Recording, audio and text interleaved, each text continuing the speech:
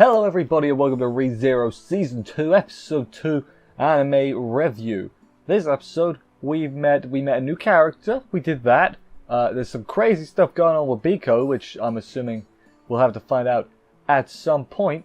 And the gang went on their merry way. The gang is Subaru, Emilia, and Otto. It's not a very big gang, but it is a gang. They went on their merry way to the sanctuary, and then there's that tiny detail of, oh, there's a witch there. That's not good. Hopefully she's not as bad as the one we've heard about. So yeah, so there's a lot there. Quite a lot went down. I think it's fair to say quite a lot went down in this week's episode, and it was enjoyable. It was great. I loved it. But anyway, let's crack on with this week's episode. See how it all went down and everything. Let's do this.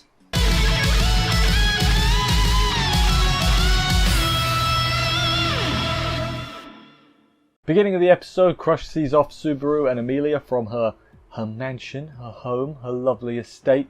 Also, Felix tells Subaru, hey, you got to rest for 2 months. And I'm just sitting there thinking, yeah, I'm sure he's not going to have any strenuous activity for 2 months. I'm sure his gait is going to be fully healed and he's got nothing or what. No, that's not what I was thinking. Of course something bad's going to happen almost immediately.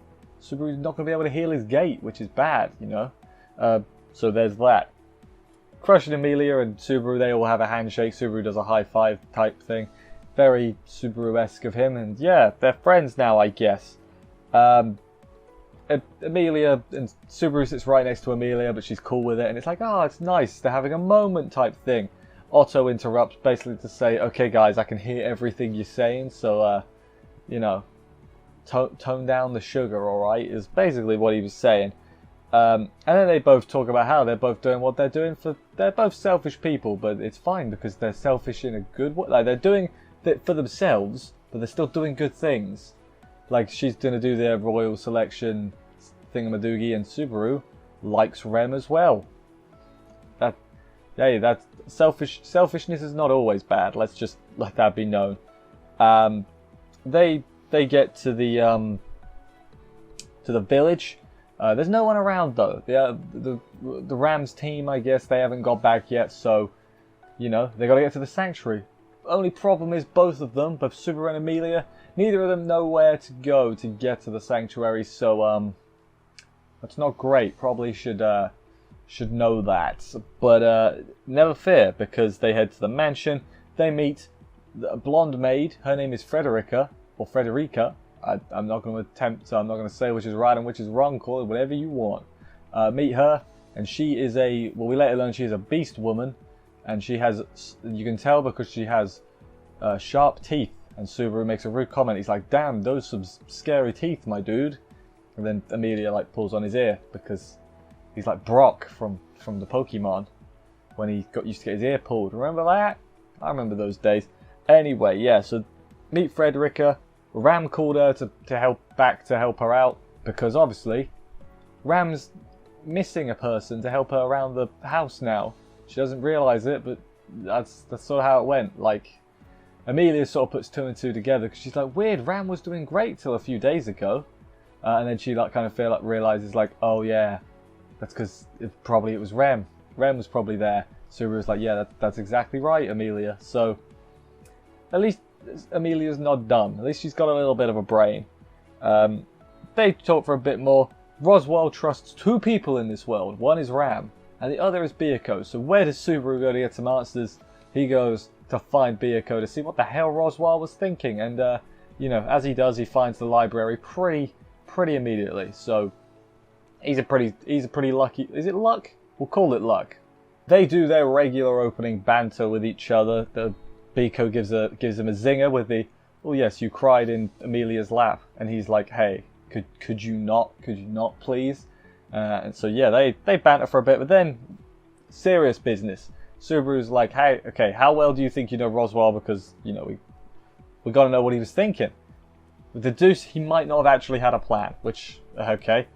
Subaru shows Beako the gospel that he stole from Betelgeuse after he killed him. Is it stealing if they're dead? I'm not going to make that distinction. Yeah, shows her the gospel and says, yeah, I killed the person for this. And then Beako gets really forlorn and is like, "You've left me too." She calls him like Juice or something. And I was like, so, I mean, Beako's really old, right? So maybe she knew him before he was a crazy? Possibly? That's my assumption. That's my assumption based off what she said. And then she says something about what happened to his witch factor. And like, why'd you even bother killing him if you weren't after the witch factor? All this stuff we don't know about yet, obviously. And then she says, all your answers are at the sanctuary. And then Subaru's like, can't you just tell me, please? And then she gets all mad and is like, nope, I'm not just some tool to be, to be used whenever. And then she throws him out very violently. So there's probably more stuff there. Like, poor Beako. Like, I feel like she's going to do more this season. Like, we're going to get more of an insight into her. Which will be nice, because I like Beako. I think she's funny.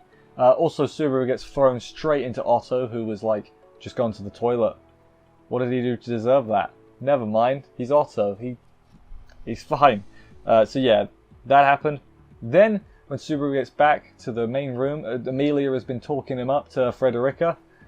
So, that's good. She's all embarrassed about it. Pretty funny, too. Frederica's going to show them to, not show them to Sanctuary, guide them to Sanctuary. She's going to tell them where it is, basically. She's going to tell them where Sanctuary is. But first, we've got a few days of preparation, so that's fair enough. Otto is going to help them get there. He's going to drive them, or, yeah, drive them. I guess drive them? He's going to man the carriage to get them there. Basically because, hey, if he does more to help, the more in the good books he is. And he needs to be in the good books, otherwise his life's work is bad at this point. So he's got to be a right suck up, basically. And then she says also, beware the name of Garfield, not Garfield, like the overweight cat, Garfield. Who I don't know. They just said there's that one name you've got to look out for. I'm going to assume he's the blonde dude in the trailer. That's just my assumption, but that's what I'm assuming. So yeah, beware of Garfield. Subaru says goodbye to Rem. They've just put her in a room now. And then we find out that Petra's become a maid now, and she's just in the maid outfit. And good job, I guess. Petra has a funny line at this point where she's like, I'm 12-year-old, so I'm basically an adult. And it's like, yeah, okay, Petra.